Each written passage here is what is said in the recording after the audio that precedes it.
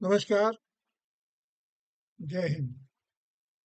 मैं कर्नल आदि शंकर मिश्रा, आदित्य, लखनऊ से। मेरी आज की कारगिल महाविजय दिवस की वीर गाथा पर अपनी बात रखना चाहता हूँ। मैं भारतीय सेना में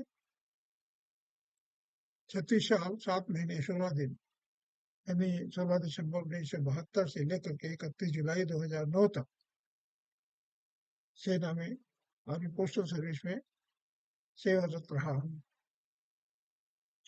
और भारत के करीब करीब सभी भागों में, सभी क्षेत्रों में मैंने सेना में सेवा की है।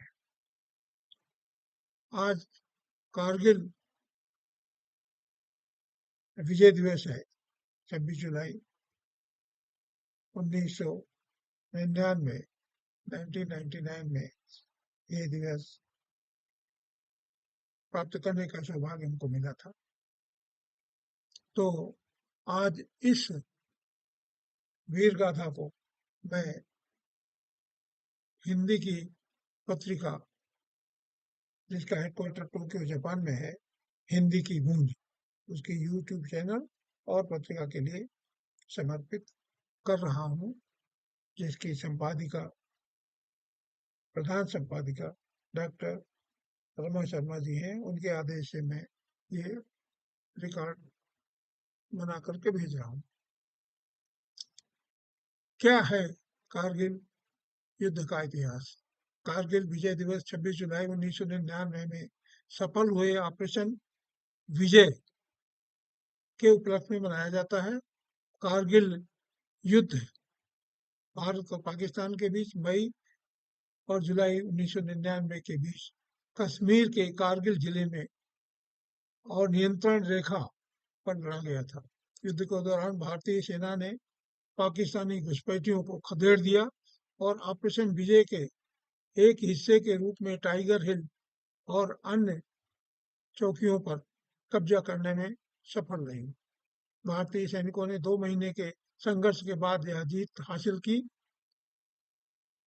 इस युद्ध में भारतीय सेना के लगभग 527 वीर सैनिक शहीद हुए और पाकिस्तान ने भी अपने 400 से अधिक सैनिकों को खोया था।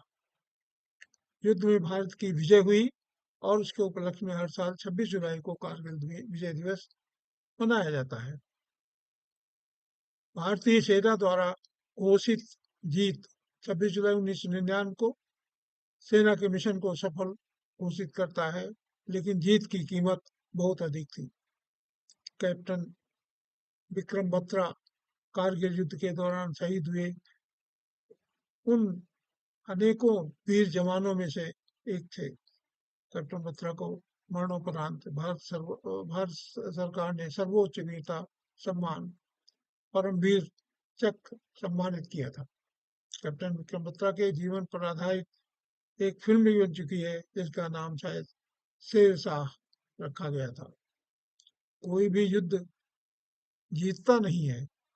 नुकसान के विभिन्न स्तर होते हैं, लेकिन कोई युद्ध जीतता नहीं है। कारगिल युद्ध के परिणाम विनाशकारी थे। बहुत सी माताओं, बहनों और पिताओं ने अपने सगे संबंधियों, बेटों, भाइयों, पुत्रों को खोया था और भारत ने बहुत से बहादुर सैनिकों को खोया था।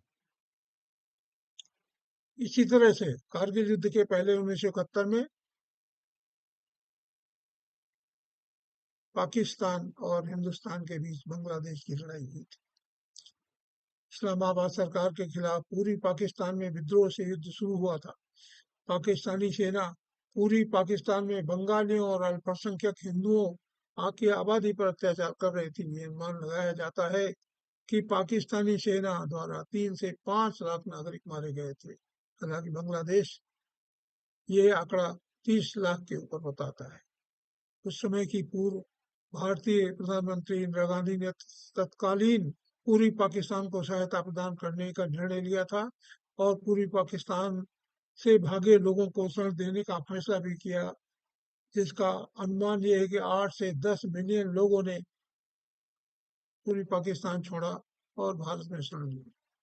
युद्ध तब शुरू हुआ जब पाकिस्तान ने 3 दिसंबर 1971 को 11 भारतीय बेस 11 इंडियन एयरबेस पर हवाई हमले किए। शायद ये पहला मौका था। भारतीय भारत की तीनों सेनाओं ने एक साथ लड़ाई लड़ी। बदले में श्रीमती गांधी ने जनरल मानेकशॉ को पड़ोसी के खिलाफ पूरे पैमाने पर युद्ध शुरू करने का आदेश दिया था। तो युद्ध के बाद क्या हुआ? युद्ध के परिणाम स्वरूप बांग्लादेश का जन्म हुआ, जो उस समय पूरी पाकिस्तान या बांग्लादेश था। बांग्लादेश में इस दिन को विजय दिवस के रूप में मनाया जाता है। भारत ने 16 दिसंबर 1971 को युद्ध के अंत में 93,000 युद्ध बंदियों को पकड़ लिया था, लेकिन शिमला समझौते के तहत इन सबको छोड़ दिया गया था।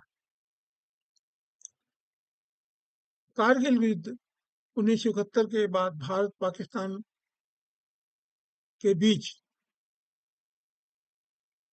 कारगिल का विजय ऑपरेशन हुआ, कारगिल का युद्ध हुआ। इसके पहले 1998 में दोनों देशों द्वारा परमाणु परीक्षण किए गए। लाहौर घोषणा में कश्मीर समस्या के शांतिपूर्ण समाधान का वादा किया गया था, जिस पर दोनों देशों ने स्थिति को शांत करने के लिए फरवरी 1999 में हस्ताक्षर किए थे। नियंत्रण रेखा के पार भारतीय क्षेत्र में पाकिस्तानी घुसपैठ को ऑपरेशन भद्र नाम दिया गया था। इसका उद्देश्य भारत को कश्मीर विवाद को निपटाने के लिए मजबूर करते हुए कश्मीर और लद्दाख के बीच संबंध तोड़ना था।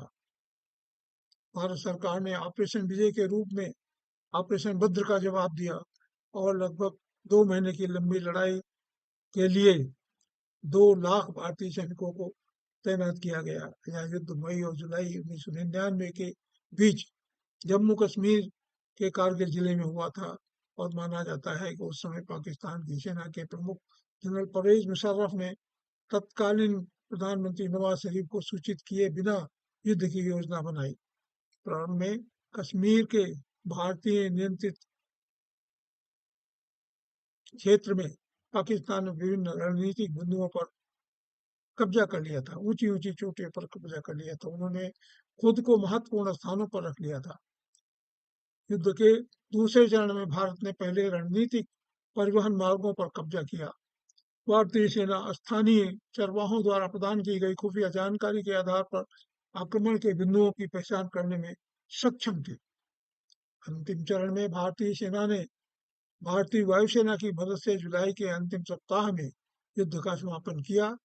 घुसपैठ में पाकिस्तानी सेना की संलिप्तता वरिष्ठ पाकिस्तानी सैन्य अधिकारियों के बीच संचार अवरोधों को जारी करने से साबित हुई।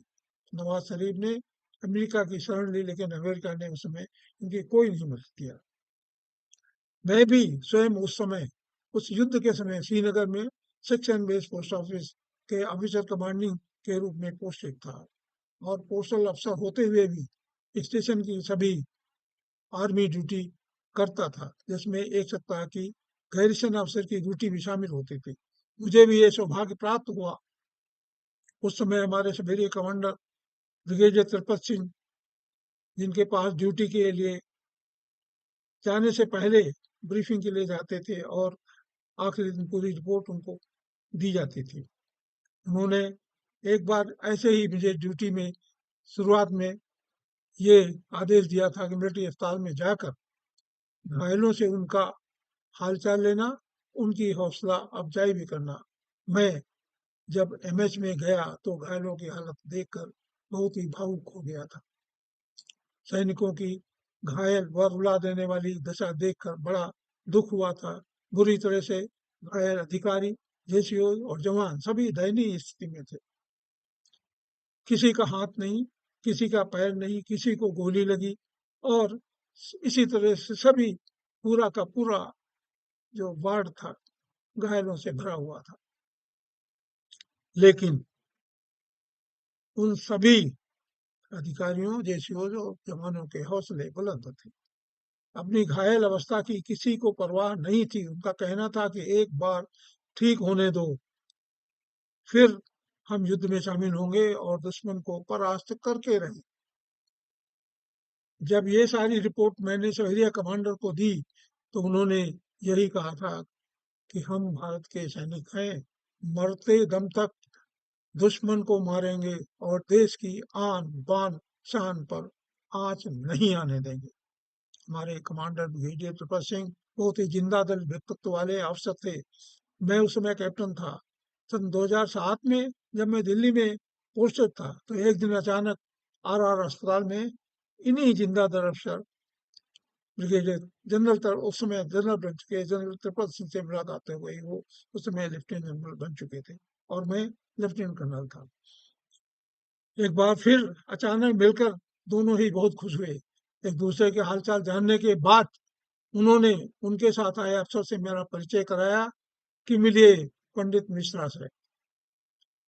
वह पहले भी मुझे पंडित जी कहते थे। मैं उन्हें सल्यूट करता था और वह हाथ जोड़कर नमस्कार करते थे। हमेशा मुझे असमंजस में डाल देते थे। उन्होंने उन अफसर को बताया कि हम दोनों श्रीनगर में कारगिल ऑपरेशन के समय वहीं पोस्टेड थे। आज भी सेवानिवृत्ति के उपरांत इतने दिनों बाद भी हम कई ऑफिसर्स जनरल त्रिपत सिंह से फेसबुक के माध्यम से जुड़े हुए हैं। उनकी वही जिंदा दिली आज भी देखने को मिलती है। सभी एक दूसरे को याद करते हैं। तो लीजिए, कारगिल विजय दिवस के अवसर पर मैं एक छोटी सी कविता प्रस्तुत कर रहा हूँ। नमन मेरा उन शहीदों को, सैनिकों को, जिनके सामने बौना एवरेस्ट भी है। नमन मेरा उन सैनिक शहीदों को, जिनके सामने बौना एवरेस्ट भी है। वे शौर्य की विजय गाथा लिख गए, उनकी शहादत भारत भूला नहीं है। उनको सत सत नमन व विनम्र श्रद्धांजलि अर्पित कर रहे हैं हम। कारगिल युद्ध के विजय दिवस पर ये गीत माला लिख रहे हैं हम। आदित्य सैनिक कभी मरता नहीं, शहीद होकर अमर हो जाता है। जय हिंद, जय हिंद की सेना है, भारत माता की जय, वंदे मातरम है। जय हिंद।